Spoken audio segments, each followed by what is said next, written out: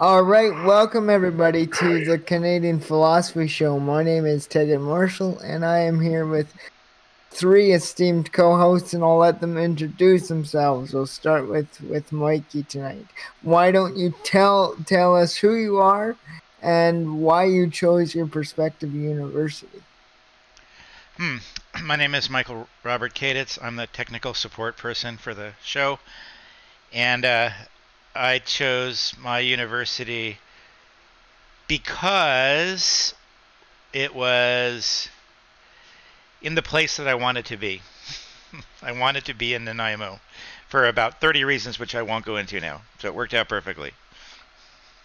Nice. All right, Hale, you're up. My name's Hale. I'm a fourth-year undergrad philosophy major at Vancouver Island University. I guess you could say I picked that school for a similar reason as Michael, except it wasn't so much that it was the area that I wanted to be in, it was the area that I happened to be in. So it was the school that happened to be around, so out of the choices of one that I had, that was the one I chose. And I've enjoyed it. It was good. Nice. Nicole Kirigin, you're next. Hi guys, my name is Nicole. I'm a third-year undergrad at Fraser University. I picked SFU because it was very close to my house, and that's the same reason, if not very similar, to both Hale and Michael here. So it was very close, and I had the option of going to SFU or UBC, and I decided not to take the hour and a half long commute each way every day. I mean, fair enough. That's a lot of driving back and forth. And how do we get to me? Well, I'm Tagen Marshall. You know that already. Or if you don't, hi, that's who I am. Or at least who I claim to be in this body that I have. But that's a discussion on dualism, and that's another topic altogether. So let's not get into that. I am also a VIU student, current second year, but I've been attending VIU for going to be coming up on 3 years now. And reason I chose this university was, it was close and it was the most practical. Certainly not the most accessible, which is a great starting point for our conversation tonight. So now that we've introduced our wondrous team of co-hosts and technical support humans, we will now dive into why we're here tonight. And no, it's not because the butler did it in a Sherlock Holmes novel. It's because we're coming back around to my topic that we last discussed, disability philosophy and advocacy. This is a part 2, because if you recall from a few weeks ago, we talked about how we were going to talk about a documentary that is on Netflix called Crip Camp, and how to how that informs an understanding of advocacy, as well as do a recap on the last little bit of conversation when I wanted to provide some clarity, because as one of my team members pointed out, that there is certainly some areas of which my argument could use some beefing up. So we're gonna briefly talk about why my argument doesn't tread on Nazi or white supremacist ideologies and why it should not be taken that way. So we're gonna talk about that. I'm also gonna reveal one more detail of myself tonight. But we'll get there to round out the story, and then I want to talk about disability in media and how there seems to be an alarming trend in terms of how physically disabled characters are portrayed in the media, but we'll get there if we have time. And as always, whatever my co-hosts want to discuss or have questions for, I'm always down to answer that. So let's begin with a brief recap of what we talked about last week. It'll be a really quick recap. Like 5 minutes max. I told you that I told you a few weeks ago about the challenges that I have as a person with a physical and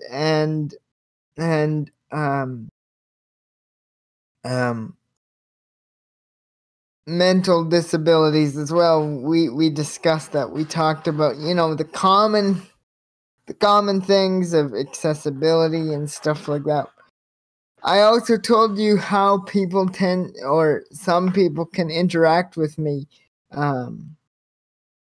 at certain times, particularly the older generation, and how there is assumptions made which aren't always accurate. What we spend the most time on, though, however, was really the point of my argument last week was the fact that labels should not be seen as definitions of a person.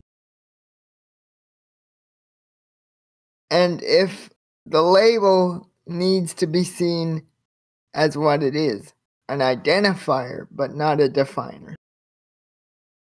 We talked about how there's a push within there's a movement in critical disability theory which is, constantly evolving and changing, which seems to present the idea that disability is more of an idea formed out of our societal understanding than actual physical reality. And if you recall, my argument is the idea that it is strictly something that comes out of our societal understanding is wrong. Because our societal understanding does not change the physical limitations I experience or the intellectual struggles I have. That is not a fault of any societal understanding. Rather, that is a medical deficiency that I have. I want to also say right off the bat that disability needs to be understood for what it is. And I'm going to choose my words very carefully here, but it does point to a challenge an individual has, whether that be a physical challenge, a speech challenge, or a cognitive challenge that they have in navigating the world and therefore greater society. And so if you recall, my argument was, instead of pushing for something like diversibility, which tries to present the idea that our diversity is our strength, or tries to downplay the differences that we have, to say, well, we're all disabled in one form or another, so why don't we just unite in that fact? The fact is, someone's experience with a cognitive difficulty is going to be far different from a physical difficulty. So even though we may experience similar, maybe limits to expectations in society, we are not the same. The level of assistance I require is not the same. And I'm just getting kind of the points that we discussed last week kind of out of the way, and Mikey, Nicole, or Hale, if you want to jump in here, I'm gonna just finish this up really quickly, and then we can have a kind of discussion. And Mikey, jump in if I'm straw manning your argument at any point, because I don't want to do that. I don't want to misrepresent your argument. I don't want to make it look like it was something it's not. Because full disclosure, I'm kind of tired today. So I want to be fair to both sides of the argument. But there was this question, Mikey, which you brought up, which I appreciated, is, society in effect, in a sense, does determine what, or does seem to set the standard for how we react and then how we understand disability. You asked, what if disability was the norm? How would that impact society? I think I have your argument right. Was that about the gist of it? Let me make my argument with an analogy. Sure. Let's talk about money first. And I'm gonna borrow from John Searle's discussion about money as an example of institutional reality. So, right. If I had a $20 bill, I would show you that it's a piece of, I think it's plastic mostly, which isn't really worth much on its face, but people institutionally, as a group, as a community, assign value. So with this piece of plastic, which is relatively worthless intrinsically, I can go get a couple 6-packs of beer or some sandwiches or whatever, right? So the value of the money, Searle would say, is ontologically subjective. So the value is subjective in that it owes its being, its creation, its origin is in society. So that's why it's ontologically subjective. But it's epistemically objective. We can study and know and observe and the value of the money, what the money can do, that it can buy me things. So now I'm going to see if I can successfully take this over to disability. My argument is that the definition of disability, what you would call disabled in a human being, is ontologically subjective, but epistemically objective. So what do I mean by that? Why is a disability ontologically subjective? It's because I believe it's an arbitrary. You're only disabled relative to some standard. The standard is societally created. So let me elaborate on that just for a second. Thank you for bearing with me. No problem. I can consider myself disabled if my standard is the abilities of a dog to smell and to hear. I can't hear what a dog can hear. I can't smell what a dog can smell. So I could say that I'm disabled.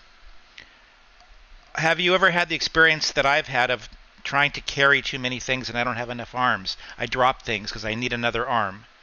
I'm disabled. Now, you could say that the standard of reference should be the majority of people. So the majority of people can't smell like a dog, so therefore I'm not disabled. Or the majority of people have a certain cognitive abilities, therefore someone who doesn't have those cognitive abilities is disabled. But that's a societal construct to choose majority as the frame of reference. So that's my position. My position is that it's a very philosophical question. My position is that the frame of reference, the standard by which we judge whether an individual is disabled or not, is ontologically subjective, but the consequences are real. Yeah. No, I appreciate that point. I think my critique of that would be that all throughout human history, the norm has been the norm that is now. And if we look at other philosophical works that describe human beings and their desire for power, their desire for control, look at Nietzsche, for example. Nietzsche would not be a fan, or at least in his analogy of master and slave morality, it's not going to be the person who is physically unable to walk or has cognitive difficulties who reach the master position, because they are physically unable to do so. To say that it is a societal construct that we choose, I think it is faulty, because I think the aspect of the human condition is we all, that old analogy of survival to the fittest, right? So how do you answer I guess my thing is, it sounds good on paper, but the reality is it's always going to default back to the norm, and the norm cannot be disabled people in a sense, because those aren't going to be the people that rise to power. And my analogy holds, I believe, because it's the same thing with money. If I don't have any money, the fact is I'm going to have a lot of trouble surviving in the world. But that doesn't change the fact that money is a societal construct. Yeah, I guess you're correct. I guess my only question is, right, is it a malleable social construct, or is it a foundational? I guess I'm arguing that this social construct is a universal social construct, because speaking strictly physically disabled, say in my capacity, I'm going to need able-bodied people's assistance. There is going to be no way that I can survive without that. So I guess my question is, when you discuss the social construct, is it malleable? Because I don't see it as malleable. Right, but that doesn't change its ontology. I'm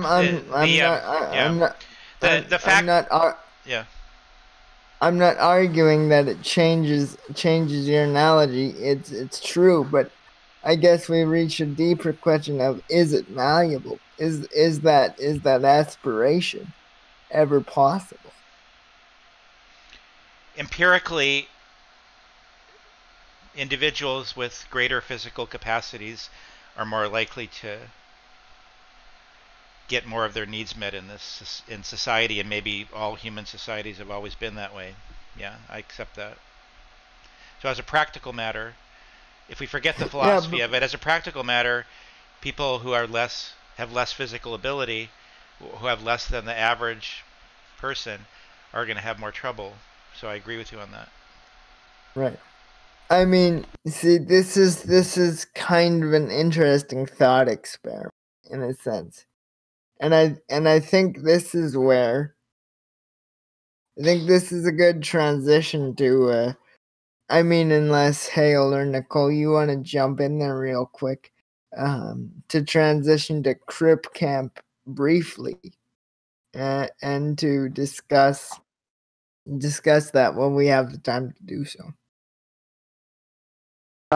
Yeah, I'm trying to think of to formulate how. But listening to both you brought up a lot of really good stuff. I think that a lot of the stress from the conversation comes from the idea of social constructs in general, and the ontology of something being socially, or something having the ontology of being socially constructed. Money is a great example, because it's both something that we can all agree on, doesn't have an intrinsic value other than the value that we give it, but we also can't decide that but that at the same time I personally can't decide that money is not valuable. Right? And I think that in some way that sort of bridges that. gap that I sort of see in the discussion with disability, where on the one hand, people, correct me if you're wrong, Tagen, there are some people who, from that social constructivist or deconstructivist view, sort of want to wipe the table clean of like disability being a thing, because it's a social construction of one way or another. But on the other hand, it's the reality of people with disabilities that they do experience being not fully able, like most people that they see around them. And so even if you do say that there's a like cultural or historical formulation there of what disability means, and even if that is somewhat malleable, you still experience, or anyone with a disability still experiences the world in a particular way in reference to everybody else. And I do think you're talking about disability being malleable. I mean, I do think that disability, like most concepts, does kind of change with like the culture and social discourse. I mean, like cultural and social discourse, and like you think about what counts as a disability, right? Like I had dyslexia, right? And so that's for many people that's developed and being considered a learning disability, right? And so it does seem like as time goes on that the category of disability gets wider and wider and wider, and there's more and more things that are kind of included in that, you know, whether or not that's like legitimate, I don't really have any. Yeah, that's another discussion entirely, because there would be some that would push back. There would be some that said it's not inclusive enough. So, and I mean, this kind of the, in a sense, it's a more moderate form of the diversibility discourse, because it's not saying that your struggle is not significant, but it's saying disability can also take the form of, say, chronic pain, or you know, maybe you have anxiety, struggle with anxiety or depression, right? That does hinder you from, you know, being quote unquote the normal, you know, base level kind of performance, right? That does hinder your performance. But that's not the discussion we're here to have right now. But it I think in a sense, hey, your point is valid, because it is in a sense a more moderate form of the diversibility discourse.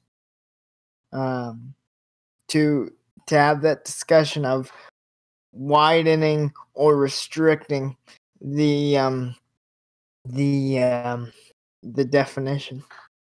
And so I want to make it clear that I didn't begin this conversation to say that disabled people are just always going to that we have no hope. We have hope, but you know where that hope comes from? That comes from realizing our own potential. That comes from finding out what makes us us. And what I argued last week was that when you realize that, primarily through the starting with philosophy, right? And then we can have a discussion on whether, you know, there's discussion obviously whether, you know, what comes next is up to you, but in using philosophy to start to understand who you are and what, and kind of begin to order yourself and understand life experiences and how they've impacted you through introspection, or something like Viktor Frankl's logotherapy, to help you discover meaning and purpose, right? That is how we discover who we are.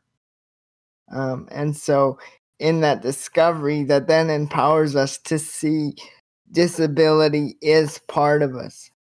it's part of us, but it's not all of us. It's a unique part of us, and that'll be with us forever. But our development and our identity does not stop at Tagen Marshall. Oh yeah, he's disabled. Or I guess now is a point where I can share that other piece that I wanted to share with you. Because it's don't get emotional. It's a part that I've been wrestling with in this discourse of who am I.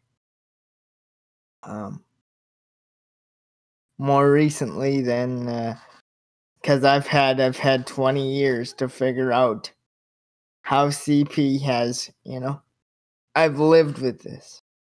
But I had a more recent discovery which I'll share with you now.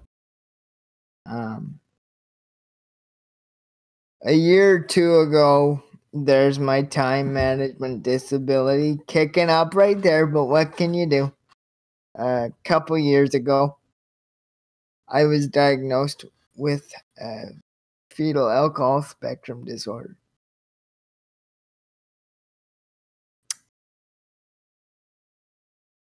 What made it worse was I then realized that the math disability that I have was caused by that specifically. I realized that the other challenges that I have intellectually are result of that. But it hit me on a personal level because I had to reshape. I had to come to terms with the realization that whether my mother was conscious of the actions or not, that it had a long-term lasting effect on me physically. And, I dug into my beliefs and my studies to help me find the answer. And ultimately going back to the philosophy question, it was in realizing, well, I'm still realizing because this is still hard for me to wrap my head around, and I'm still coming to understand it. That even though these things have an impact on me day to day, that does not mean they have to determine the way I live my life. And that does not mean I have to limit my dreams and my hopes because of them. Because the disability is going to be part of my world. But the power is in recognizing that, in this case, I'll use Heidegger as an example. You might recall when we talked about being in Heidegger, a few months ago, we talked about how Dasein, which is our very being, is defined as possibility, and how it can create, it can stumble upon, it can accept, reject, or stumble upon possibility. This fetal alcohol diagnosis was something I stumbled upon. It wasn't something I could reject because it was there. And it wasn't something I wanted to accept. But as I've worked through it, I've realized that all things considered, it's very minor. And to realize that no one who knows me, no one who sees me would automatically think, oh yeah, he's fetal alcohol. And to realize that that is part of my story, but that part of my story could be used to help somebody else. That part of my story still has value.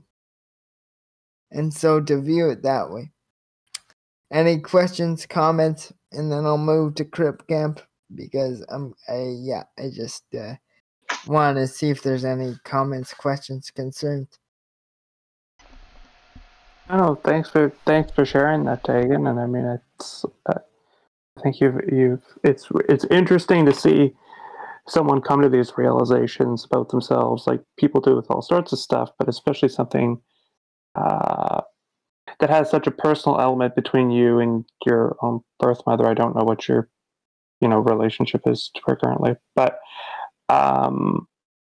yeah, it's interesting to really see you take the philosophy that you read and reapply that or apply that to your own life, and in terms of actually dealing with these very, very real and like pertinent situations or elements of yourself. Yeah. Thanks, Hale. Yeah, Tagen, I just wanted to say that I really appreciate your vulnerability and your courage in expressing this and divulging this and talking about this, and I really respect your courage in accepting the reality and finding a way to overcome it and not allow it to limit you in your life. So it really does impress me how you're confronting this head on. Yeah. I appreciate that. Go ahead, Nicole.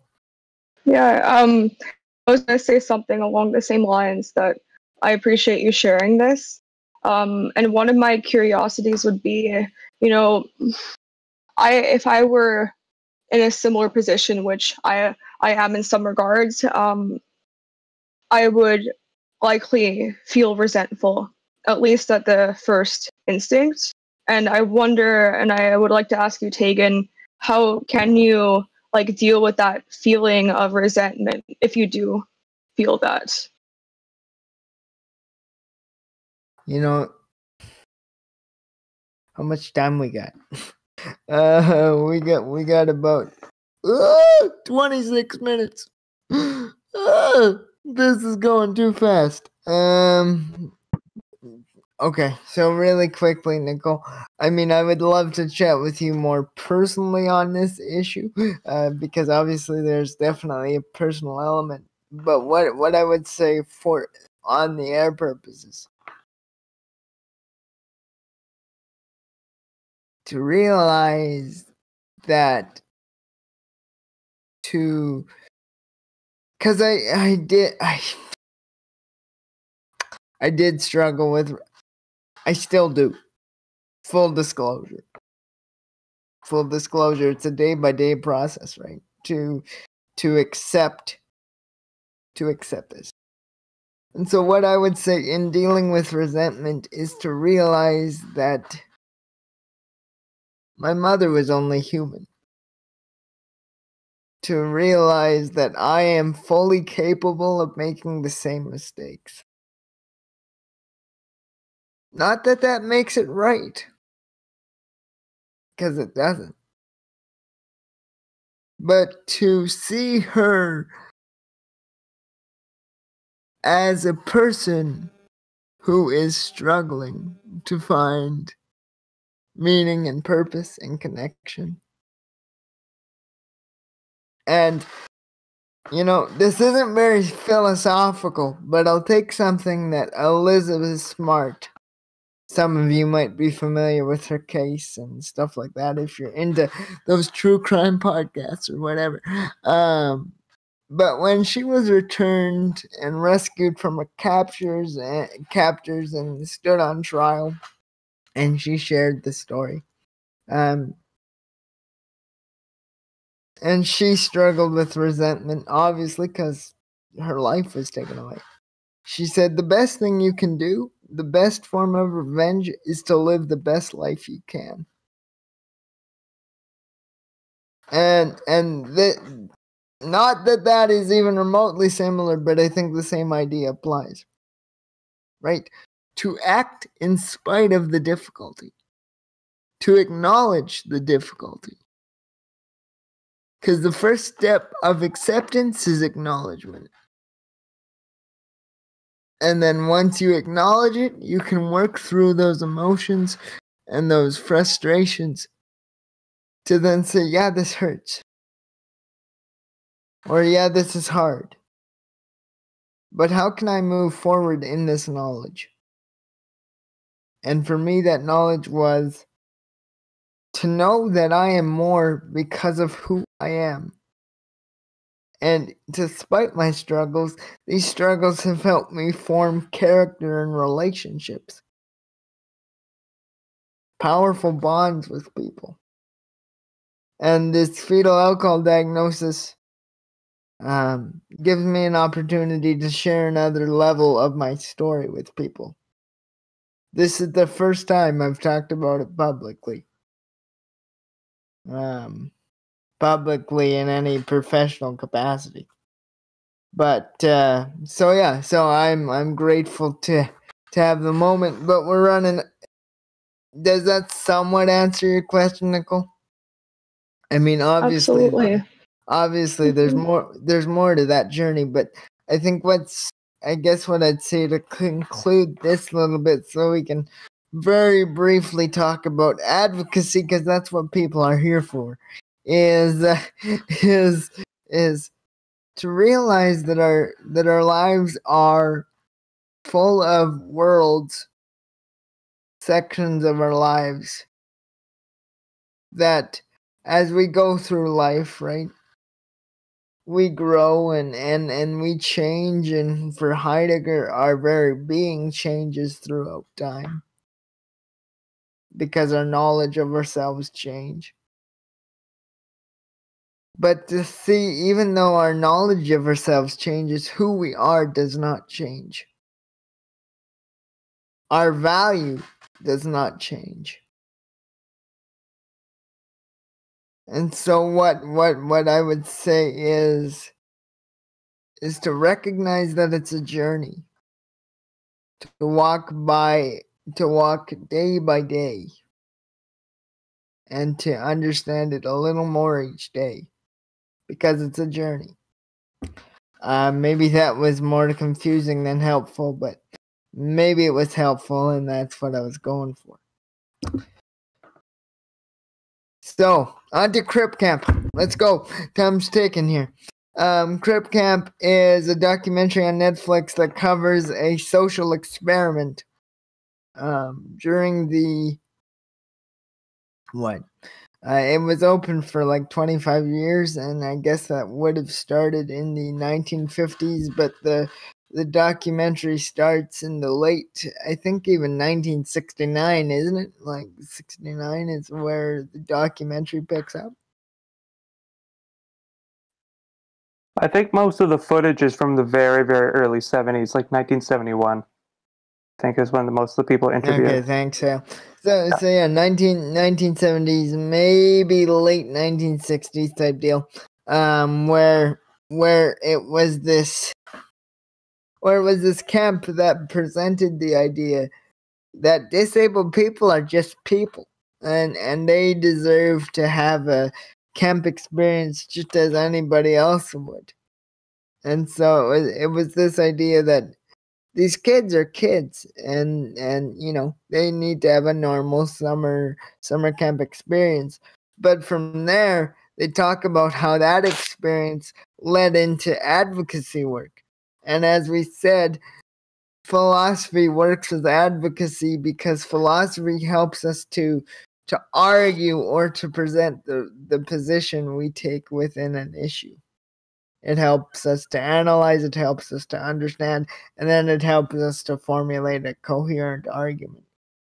So Camp Jened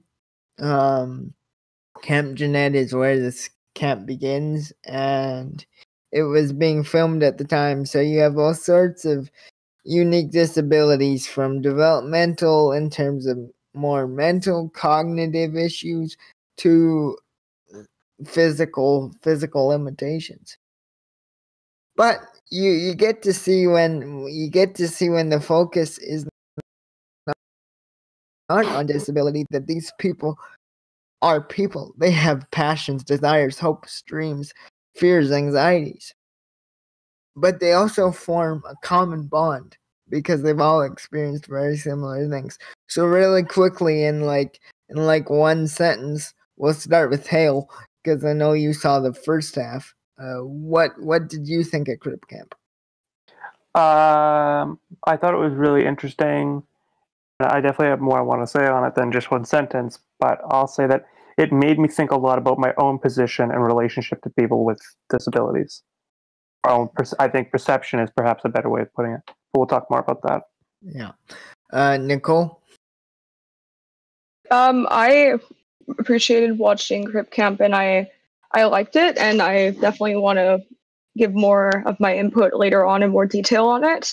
The biggest takeaway that I had from Crip Camp, though, is understanding and realizing that in a relatively short amount of time, and by saying that, I know it was placed more in the late 1960s, 1970s time, but given the whole history of civilization, it was only quite recent that people with disabilities were given rights and given assistance and all those things. And it was shocking to me, really, to see that, wow, these people could be like my parents, right? Like the age of these people, and they lived in this time where they were so disadvantaged. And now that's not to say that there aren't still issues. Now there definitely are, but we really have came quite far since then. Yeah. Mikey, I know you didn't get around to watching it, unfortunately. No, but I can make a relevant comment, though, based on the context here. Sure, go ahead. So the fact that there has been a change in societal attitudes towards disabled people speaks to your question from earlier, Tagen, which is there malleability in societal attitudes around disability? So I think it supports my point that a big component of what's considered disabled, or at least what the status of disabled people in society is something that can change. And so if it changes, then that supports my point that at least a portion of the ramifications of being disabled are defined by society, not by pure physical circumstances. The limitation and the representation definitely can change.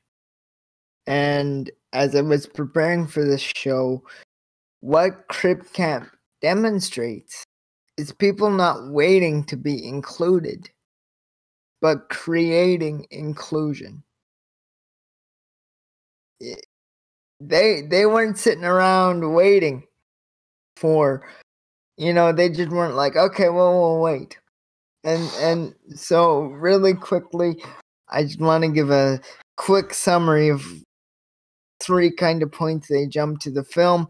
So Camp Jened, typical camp experience, right after the summer of love type deal. There's relationships, there's hookups, there's drama, all that jazz. But ultimately, it's a pretty fun summer for all of them. And then we move to more the 80s. I could be wrong. Don't quote me on dates, okay, guys? But they talk about the rehab bill.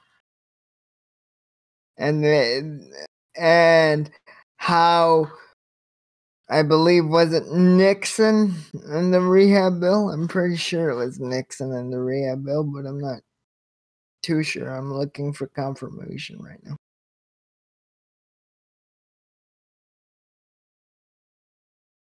Hearing none. Well, anyway, doesn't matter who it was. Anyway, the rehab bill was really essential to making making opportunities more accessible to disabled people in terms of city construction, accessibility, ability for, physio treatments, all that kind of stuff. But the government was hesitant to sign it. So what do all these people from Camp Jened do? They start a protest. They protested for like, how many days was it? It was like, does anyone know? Okay, so I should say the organization that organized this protest was Disability in Action, which was really, the protest was organized by one of the Camp Jened campers. And you see in this protest, right, that we have people with disabilities. One lady went on a hunger strike. Others, because they like captured, they like infiltrated a building and would not leave the building. You have the Black Panther Party coming in and supporting them. You have all these other activist organizations coming and saying you deserve the same abilities and the same opportunities that we have, because they were united in one thing, and that was the ability to be represented as full individuals with similar opportunities. So Crip Camp is really, really cool in that regard. Oh, we're running out of time, so I want to give Nikki and Hale a little bit of time to talk about what they thought. We'll start with Nikki. So what I thought more about Crib Camp. Yeah. Yeah. I said, like, before, like, my biggest takeaway from that is really seeing how far we have come. Like, and it's really like a day and night kind of way that we came from people with disabilities not being able to go to public school, to now where it's like more and more being accepted, and I think that was really, really amazing. And I think that there also should be more ongoing opportunities for people with disabilities to come together and to socialize with each other. And I don't know if there's anything like Crip Camp, Jenade, that is like done again now besides that. But from what I've heard about from the interviews, is that that was a really predominant moment for many of these people in their lives, to just be able to see other people with disabilities around them and to feel like they aren't so abnormal from other people, if that makes sense. Yeah, no, just see more similarities than differences. What about you, Hale? Take it away. Yeah, I thought a lot of different things watching. Like you said at the beginning, I watched the first half, and I won't get too much in the movie. But trying to think about how to say this. We were talking about, how social discourse earlier formulates like our perceptions of things, or how you might say how like phenomena show up. And I thought it was really interesting, both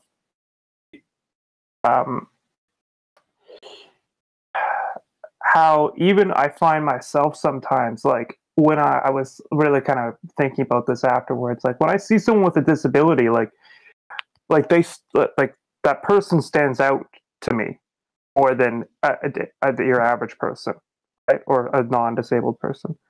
And more than that, as I started to think about it more, persons with disabilities don't,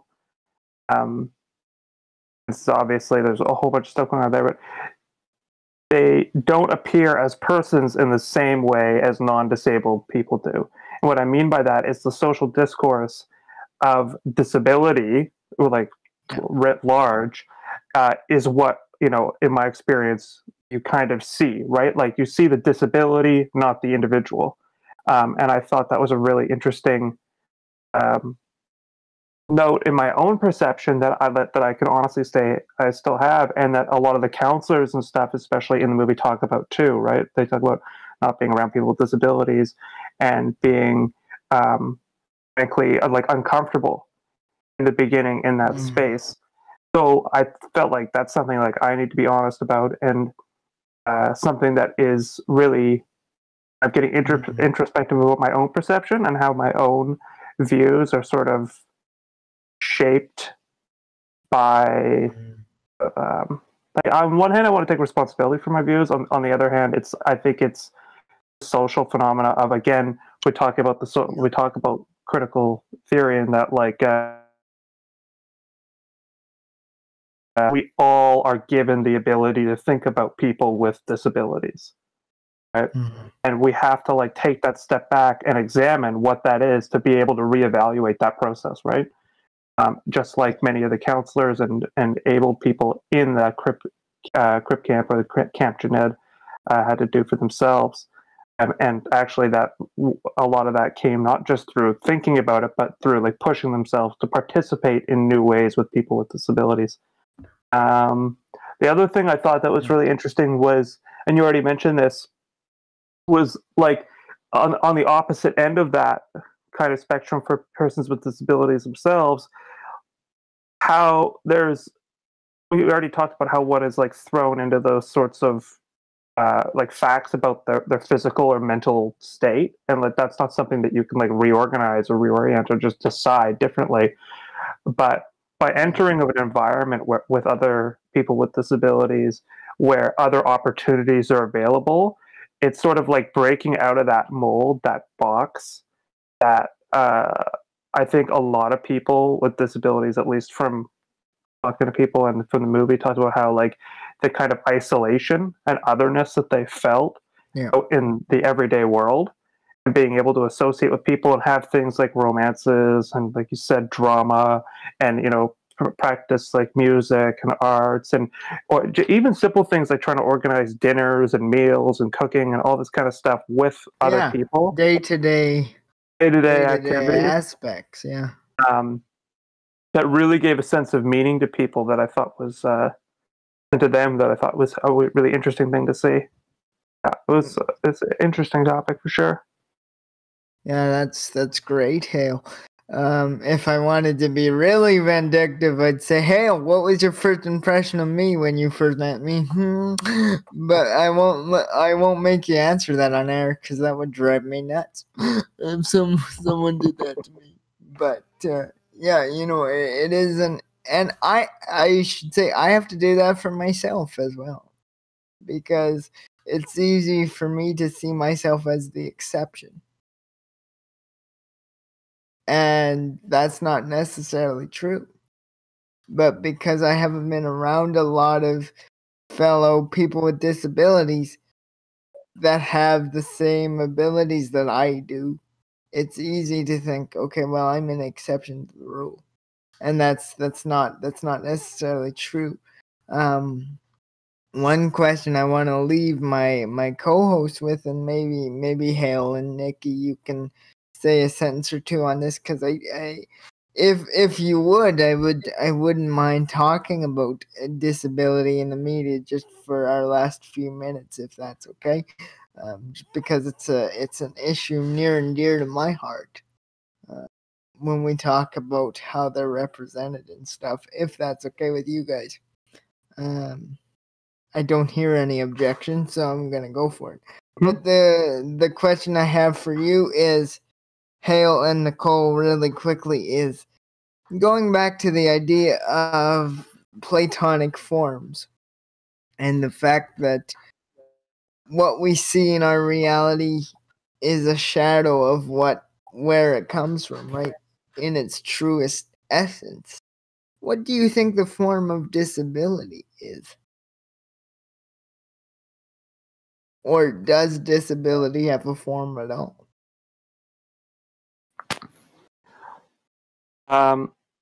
Yeah, I mean, I don't really agree with the theory of the forms for many reasons, but so I would say that, like, I don't really know that disability has a form, what I would say, my response would be, I think, thinking about what I was saying earlier, and also to what we've been talking about, I think that we sort of drum up, particularly through language, a form of disability that's directly related to disability as a definition.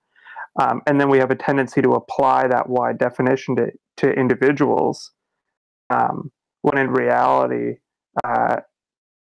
obviously we have to have that broad category, but each person who has a disability is still an individual, and so what disability really means in each case presents itself a little bit differently for each person. That would be my kind of response there. Yeah, and my response, I guess, would be in terms of and directly responding to the question of theory of the forms. And I'm with Hale here. I don't believe in the theory of forms as being an actual representation of our reality. And I think that's a pretty common perspective to hold now on the Platonic theory of forms. But firstly, I guess I would say, I don't think the ancient Greeks considered disability when they were making the theory of forms and coming up with that. I think if I am correct about it, I think the theory of forms is supposed to represent virtuous things, and from the way the Greeks conceptualize that, they would conceptualize the perfect form of grass, whatever, like courage, the perfect form of those. And I see it as like what they would conceptualize as positive things. I don't think like the Greeks at that time would have considered disability a positive thing. So I think just talking, like, I guess, like applying that to the actual theory of forms, I don't know how I would apply it to that, because I don't think it was made with that in mind. Yeah, right. Fair enough. Okay, we got 59 seconds. So I got 55 of those to talk about disability in media. Disability in media, to my experience, although I think we're getting closer, and I tried to read some reviews on, say, something like The Good Doctor, a show with a surgical resident with autism, right? We're seeing more representation that way. But I think we see in Hollywood this representation of disabled people, primarily those who have become disabled later on in life. A movie to look at for this example would be the movie based on a book entitled Me Before You, where there is a paralyzed man who ends up falling in love with his assistant, but ends up committing assisted suicide because he feels like a burden and doesn't want to burden his family, despite they want to care and support him and stuff like that. And so then my question is, for young people with disabilities, how is that impacting their idea of self? And so the last thing I'll say as we close, to people in general, but in particular people with disabilities, is you are valuable because you are you, and your life experiences shape who you are, both the positive and the negative. Now your job is to take a step back when you can and say, how can I use this? How should I view this as a aspect of who I am, to then empower myself to reach my goals and potentials? So with that in mind, I am Tagen Marshall with my co-host Nicole, Kirigin, Hale. What's your last name one more time? Rothery? Rothery, and Michael Robert Caditz. This has been the Canadian Philosophy Show. Good night, everybody.